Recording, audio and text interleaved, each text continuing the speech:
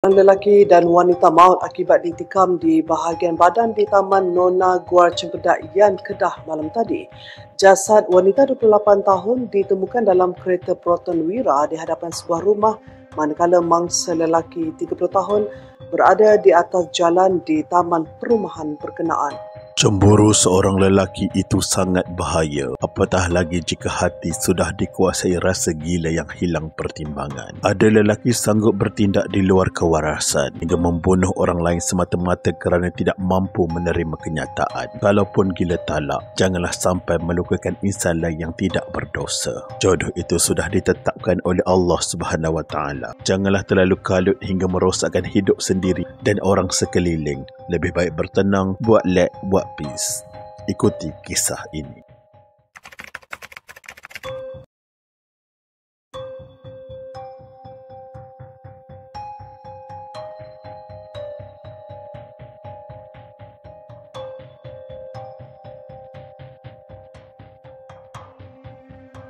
Segala-galanya bermula pada malam Khamis 12 September 2025 apabila penduduk Taman Nona Guar Cempedak, Yan, Kedah dikejutkan dengan jeritan meminta tolong di jalan perumahan itu sekitar jam 9 malam. Suasana yang sebelum itu tenang bertukar kecoh apabila seorang lelaki rebah bulu merandarah di atas jalan. Ketua Polis Daerah Yan, Superintendent Muhammad Hamizi Abdullah memaklumkan pihaknya menerima panggilan kecemasan berhubung kejadian itu pada jam 9.40 malam. Polis segera bergegas ke lokasi dan menemui dua mangsa sudah tidak bernyawa. Insiden dipercayai berlaku sebelum waktu panggilan diterima. Mangsa lelaki dikenali sebagai Ku Ashraf Kushuib berusia 30 tahun ditemui tertiarap di atas jalan dengan beberapa kesan tikaman pada badan. Sementara itu, seorang wanita, Nurul Shamira Khamis 28 tahun dijumpai dalam kereta Proton Wira di hadapan sebuah rumah penduduk dengan kesan tikaman parah. Menurut Muhammad Hamizi, kedua-dua mangsa dipercayai dibunuh menggunakan senjata tajam. Siasatan awal mengesyaki mereka diserang individu dikenali khususnya oleh mangsa wanita. Mayat kedua-duanya kemudian dihantar ke Jabatan Forensik Hospital Sultanah Bahia SSB Alostar untuk bedah siasat. Saksi kejadian, Fatih Kamil Kazali 40 tahun, menceritakan dia baru pulang bersama isteri dan 5 anaknya. Tidak lama selepas melangkah masuk ke rumah, isterinya menjerit memanggil kerana ternampak pergaduhan berlaku di jalan hadapan rumah mereka, kira-kira 20 meter dari pintu rumah. Fatih Kamil berkata, isterinya sempat mendengar seorang lelaki menjerit, "Tolong, ada orang kena tikam," sebelum dia segera mengarahkan keluarganya masuk ke dalam rumah kerana bimbang keselamatan mereka. Tidak lama selepas itu, dia ternampak seorang lelaki rebah ke jalan. Menurutnya, selepas keadaan reda, dia menghampiri lokasi kejadian dan mendapati lelaki terbabit tidak bergerak. Kemudian, dia melihat sebuah kereta keluar dari kawasan itu, dipercayai dinaiki suspek. Keadaan ketika itu bertambah kelam kabut kerana hujan lebat. Fatih kami juga mendapati seorang wanita berada dalam keadaan berlumuran darah di tempat duduk penumpang hadapan sebuah Proton Wira. Posisi wanita itu mengiring ke arah tempat duduk pemandu, namun dia tidak nampak dengan jelas kecederaan kerana hanya melihat dari luar.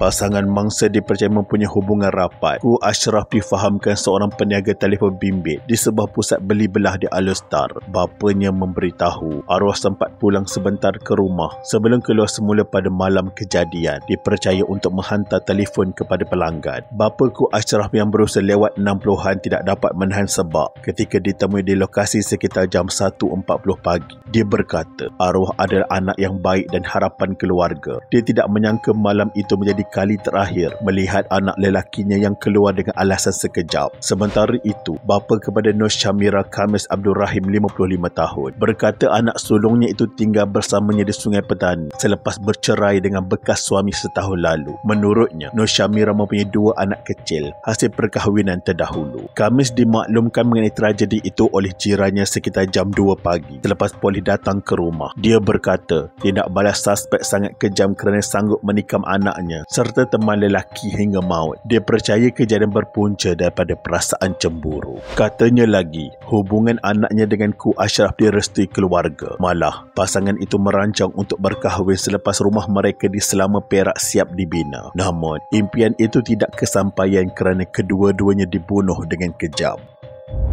Pada 13 September 2025, jenazah Nur Syamira selamat dikebumikan di tanah perkuburan Islam Kampung Sungai Perotan, Bukit Merah, Perak. Solat jenazah di Masjid Nurul Jannah dihadiri lebih 50 orang ahli keluarga dan kenalan rapat. Suasana hibah menyelubungi majlis pengebumian itu.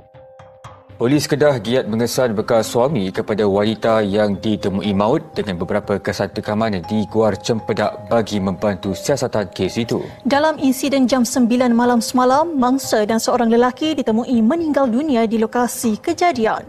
Polis Kedah meneruskan siasatan dengan bantuan unit forensik dan unit anjing pengesai K9. Tinjauan media mendapati anggota polis berada di lokasi sehingga awal pagi untuk mengumpul bukti. Kes disiasat mengikut Seksyen 302 Kanun Kesesaan kerana membunuh. Timbalan Ketua Polis Kedah, Deputi Komisioner Badrul Hisham Baharudin mengesahkan hasil bedah siasat mendapati Nur Syamira mengalami 20 kesan tikaman dan kelaran di dada, leher, tangan serta kaki. Ku Ashraf pula mengalami 8 kesan tikaman di dada, leher dan belakang badan. Punca kematian Nur Syamira adalah tikaman di bahagian dada, manakala Ku Ashraf meninggal dunia akibat tikaman di leher. Polis percaya mangsa diserang secara agresif menggunakan senjata tajam sepanjang kira-kira 24 cm. Pada 14 September 2025, polis menahan seorang lelaki berusia 29 tahun di Kuala Terengganu pada jam 9.45 pagi. Suspek kemudian direman 6 hari hingga 18 September oleh Majestik Nur Fazlina Musa di Mahkamah Sungai Petani untuk siasatan lanjut. Ketua Polis Daerah Yan mengesahkan suspek merupakan bekas suami Nur Syamira. Perkahwinan mereka berlangsung di negara jiran pada tahun 2019 dan dikurniakan 2 anak lelaki berusia 2 dan 4 tahun. Siasatan turut mendapati suspek mempunyai rekod jenayah lampau di bawah Seksyen 323 dan 427 Kanun Kesesaan. Polis berjaya menemui senjata yang dipercayai digunakan, iaitu sebilah pisau berukuran 24 cm yang dibuang ke kawasan semak di Sungai Petani. Anak-anak hasil perkahwinan mereka dengan suspek kini berada dalam jagaan ibu suspek di Pantai Timur. Polis perlu melakukan siasatan lanjut dengan pihak berkuasa negara jiran berhubung status perkahwinan mereka.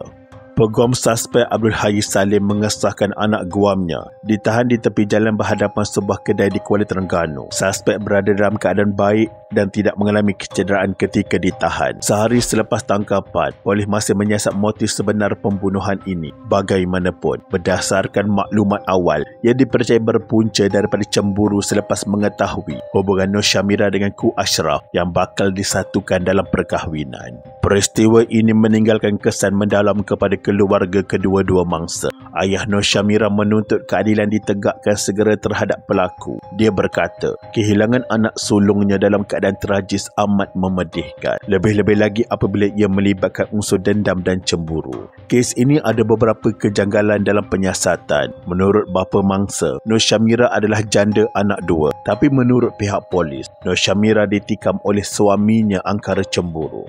Hasil serta mendapati suspek merupakan suami kepada si mati perempuan dan pihak polis telah berjaya menangkap seorang lelaki yang berumur 29 tahun yang berasal dari sebuah negeri Pantai Timur yang mempunyai kod lampau Seksyen 323 malam 427 Kanun Kesesaan.